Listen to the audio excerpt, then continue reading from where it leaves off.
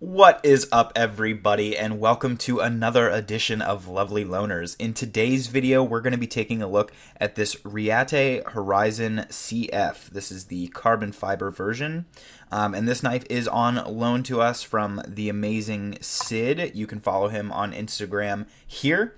And really appreciate Sid sending this knife along, among other knives, which we will be getting to in another video.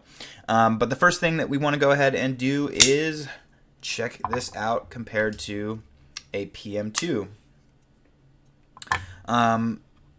This knife is bigger than I expected. That was one of the first things that I wanted to talk about when engaging in the features and flaws, is that I had anticipated this knife being a little bit smaller, not by much, but you can see here, compared next to the PM2, that it is rather large. It's got, I don't know, maybe a quarter to a half an inch on the PM2 in terms of length.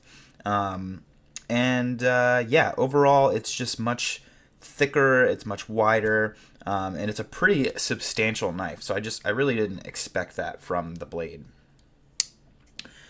So speaking of features and flaws, let's go ahead and jump right in. So the first thing is that, I usually dislike asymmetrical knives, knives that have, one material on one side and a different on the other. It is something that I am kind of breaking away from, which is to say that it's a feature that I'm no longer as hesitant about. But typically it's something that I don't really enjoy. However, it works really well on this knife because they've got this milling pattern here along the titanium, which matches a milling pattern on the carbon fiber, and the lock side is contoured. So typically what I find with a lot of these asymmetrical knives is that they don't always contour both sides the same way and everything like that. And I don't know, it worked for this knife, so I can appreciate that, even though it's not normally my jam.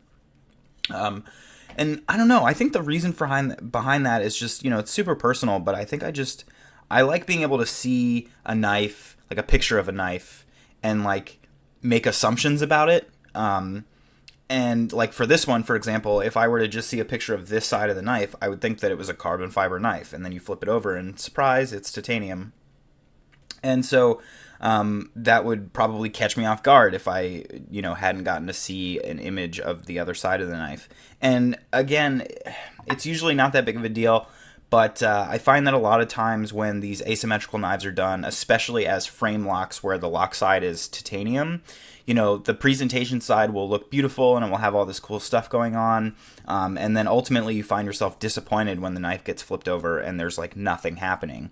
Pohan Liu is a maker who has a great example of this, where I constantly fall in love with his knives. And then I see the other side and it's just completely bare, plain stonewashed titanium with just nothing fun happening at all. And when you're charging that much for a knife like Pohan does, $1,000 or whatever, I feel like I'm only getting half of what I paid for, and it's just really disappointing. And I know for a lot of people it's not a big deal. I understand that it's personal preference, so I don't want to dwell too much on that. But what Reate did here that made it really worthwhile for me was that, the lock side still has a lot going on. It has fun anodization on the hardware. It has a cool milling pattern. It's equally as contoured as the presentation side. So ultimately, this is something that I'm comfortable with. And then speaking of the carbon fiber scale, the CF on this one really played a key role in keeping the weight to a reasonable measure, which, like I said, this knife is fairly large. It's extremely light. It's very, very light. And, I know a lot of times knives will be offered in both kind of like a full tie frame lock version, and then also a version with like just a CF scale on one side or just a G10 scale on one side. It's a pretty common weight reduction feature, and I just really appreciate that they went ahead and offered this knife in that version. And another thing that I sometimes dislike is that, the knife ends up getting weighted to one side. You can see here it wants to fall to the lock side for obvious reasons. But ultimately, when I have this in my hand, I don't really feel that as much as I have on some other knives that are asymmetrical in their materials. So ultimately, I think they did a good job of implementing the asymmetrical design here, and the weight reduction definitely worked out in a positive way for them, and so I'm just overall appreciative of the build of this knife. They did a good job. The clip on this particular knife, it functions well, but it's nothing too special. I grab my pocket, I slide it in, it works, but there's nothing too crazy or special happening here. It's a well-functioning titanium 3D milled clip. And then for those wondering, it's not Damascus. It's not like Reate claims that it is or anything like that. But just for anybody who this is the first time seeing your knife, don't be fooled. Not Damascus. It is just an anodization pattern. As you can kind of see, if you look at the knife like this, you can see it's just plain titanium. It's just an anodization pattern. It's not something that I personally enjoy. You guys know that I don't really like bronze. There's obviously bronze mixed in there. I think it looks a little bit tacky, but ultimately I think that it was done very well. And even though I just called it tacky in my eyes, I think they did a tasteful job. Like it is done very well. The anodization is very crisp. And ultimately, if you were going to anodize something with this pattern, they knocked it out of the park in terms of quality. So definitely appreciative of that. The rest of the hardware does have a really beautiful sheen to it. Try to give you some of that light playing off of the screws and the back bar and everything like that. So they did a really good job with that. I really appreciate when anodized titanium has a kind of, I don't want to say like necessarily satin finish to it, but like a shiny finish to it as opposed to just like a dry anodization. For example, this clip on the 604 is kind of like a dry anodization, right? It's kind of a matte finish, which I also appreciate for different reasons. But I really liked that the hardware here had a nice shine to it. Moving on, talking about the action, this knife has a really nice, strong, snappy detent. It's something that I was really impressed with and happy with as soon as I first pulled the flipper tab. It doesn't give you too much trouble. The flipper tab has a nice little curve shape to it. It's got a little bit of soft jimping built in there.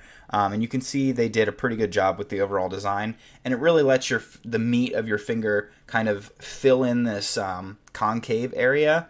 And once you fill that in, all you got to do is pull down. It's just a straight light switch. There's no fiddling. There's no, failing to open the knife and having to learn how to do it. You really just light switch. So super strong, super snappy detent. The detent ball sticks out a fair amount, but it also has good lock bar tension. So overall, that works really well. This knife deploys fantastically. You can see even with the thumb there, we're getting full deployment in a vertical motion. So definitely appreciative of the action on this. It flies out. It's fantastic. Now, when you do close the knife, you do have to pull the tang past the detent. So you can see here, it gets caught up on the detent ball right there, and then you have to pull it past. And so what ends up happening is, you go to close the knife, and now I can push really hard and push the blade down, and that will get it past the detent ball, but then what you see here is the flipper tab actually gets caught on my thumb. So that doesn't work. So what I have to do is disengage the lock bar, get the knife to about this point, remove my thumb, and then pull past the detent ball, and then I can get this thing to slide closed. Now that is a similar function or feature as to on the Wii 604. The 604 has that problem too, where you can't, the detent is all the way down here. You can see how far the knife gets before the tang is actually meeting the detent. And that means that you have to get your thumb out of the way to be able to continue to close the knife. I'm passing the detent right now. And so this is the point. It's almost halfway closed, and I'm just now getting past the detent. And so I know for some people that's a little bit troublesome, a little bit annoying. It's something that we deal with on certain Gavcos as well, until you kind of get a taste for where to put your thumb. So I can use the lock bar much further down on the Wii 604, you can see, and then it closes on my thumb.